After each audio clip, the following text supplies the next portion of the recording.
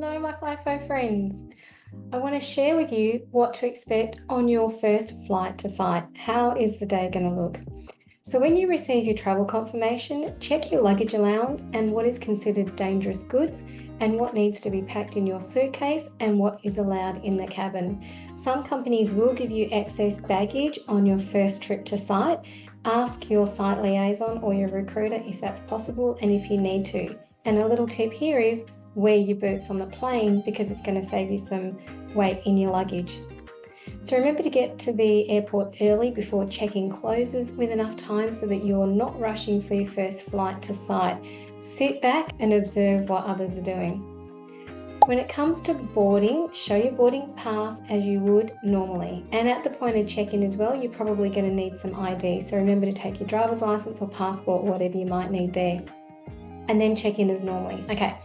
So on the plane, you may be served tea, coffee, juice, and biscuits, or a pre-packed little sandwich and a piece of fruit. Every flight's going to be different, and every company is going to be different, but until you do that first one, you won't really know. So this will be pretty basic, but at least you get something if this is provided at all, and that depends on the length of flight as well.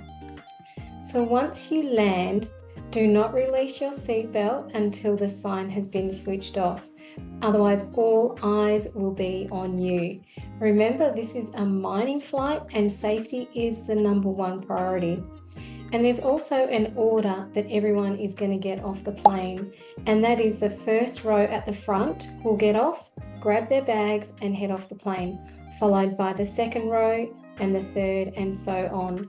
So they're all pretty much kind of dovetail into each other. So the row will stand up, grab their luggage and then head off the plane, and it's very orderly. It's not like being on holiday where everyone's in a rush. Grab your bags, it's mayhem, it's a free-for-all, go for it. It's not like that at all, okay? And the bus will be the same. So very organized, not like you're on a holiday. And then after you get off the plane, you'll need to find where the trolley is going to go, and that is where you'll find your bags for collection. You'll need to collect your own bag off the trolley. There is no concierge or anyone that's going to do that for you. And then you'll need to find the bus that you need to get onto.